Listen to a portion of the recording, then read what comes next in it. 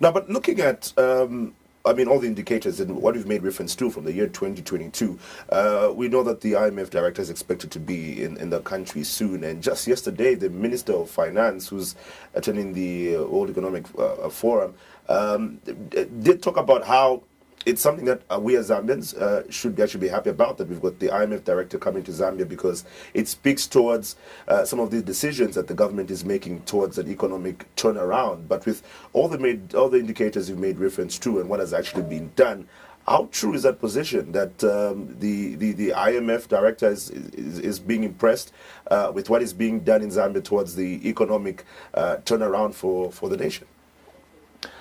You must look at this from two sides. The issue regarding the IMF is basically speaking to the country restructuring its debt. Now, in terms of us having to restructure our debt, I think the country is doing everything, is going the right direction in terms of having to achieve this. What has been of an issue is the pace at which we are doing this. Is that, look, now we are down another year and a half since the New Dawn government came into office, and that is when they started to be able to work towards having to restructure the debt. We still have not achieved this. Yes, we've gone halfway across in terms of having to get the IMF agree, but we still need to be able to get the creditors to come to the table and agree. What we're asking the creditors is not very easy, because we're asking for a very big portion of the debt to be cancelled, $8.4 billion. And this is not going to be very, very easy with the private creditors, because this is commercial debt. And those resources belong to specific investors who might not be in a position to be able to write it off. So in essence, that from that direction, I think we're doing the right thing. And I think the IMF needs to support the country to ensure that we are successful in having to restructure the debt.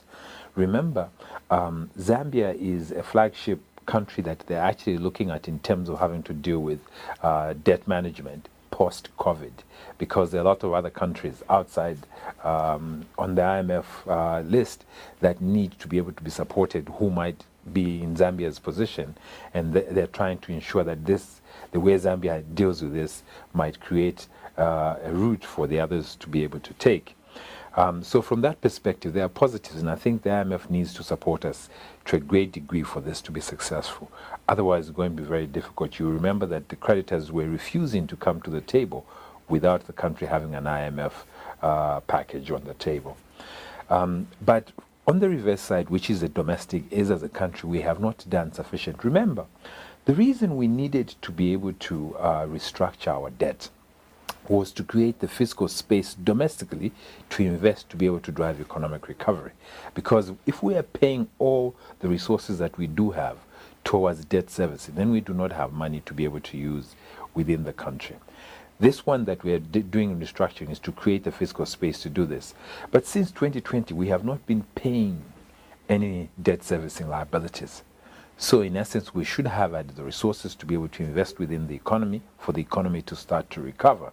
When that point comes where we have to start meeting our debt service for external payments, we should have then generated the resources. But right now, without the economy growing, it means that we're not generating the resources to meet our debt service, even when it does become due. And remember, right now, we are accruing arrears of the debt that we haven't paid. The arrears on arrears. Firstly, the arrears was the fact that we didn't pay the principal, but then the principal that we haven't paid in between has also created arrears that we should have been paying. And this is a very cardinal issue. So it is more important that we are able to start to get the economy to be able to recover. And I keep saying, as a country, we cannot be talking about a single-digit inflation. What we should be driving is a double-digit GDP. Now, double-digit GDP, yes, when that does happen, because for you to be able to drive a GDP is that you have to put liquidity into the economy. And when you put but that is what is going to be speaking to the best interest of the Zambian, you and me. Because then we can generate revenue, which then we can use to mitigate the high cost of living, which we can mitigate towards having to create employment, which then we can use to mitigate the issues around poverty. Without the GDP, we cannot continue to just try and create a stability of 6 to 8% in inflation. Then what? It doesn't do a lot for the country.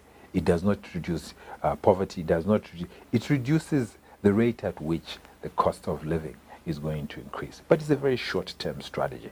You need to think about the long-term strategy. Where do we want to be? And where we want to be in 20, 30 years, we can only get there by a GDP that is growing.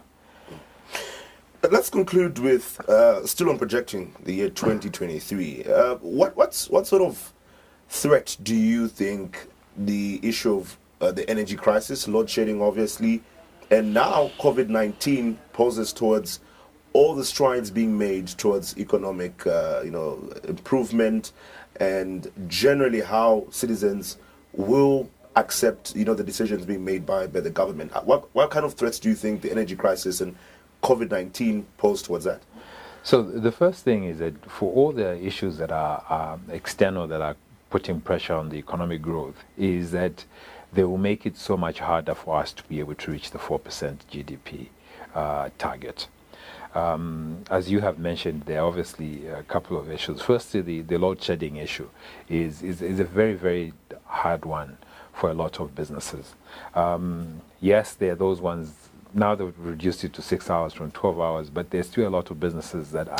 So it's 12 hours though, just the 6 hours being separated. Yes, but it gives you a possibility that you could have 6 hours during the day for you to work, okay? Or 4 hours, depending on what time it has, which is different before, because then before you could have a whole day and you've got no power at all.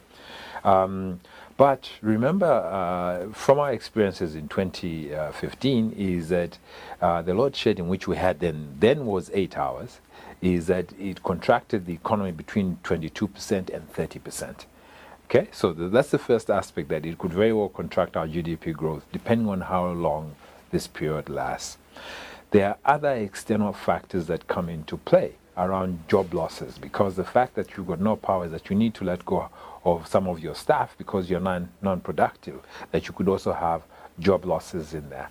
And what usually happens is that when there are job losses, it takes a while before they start to recover, to bring the people back.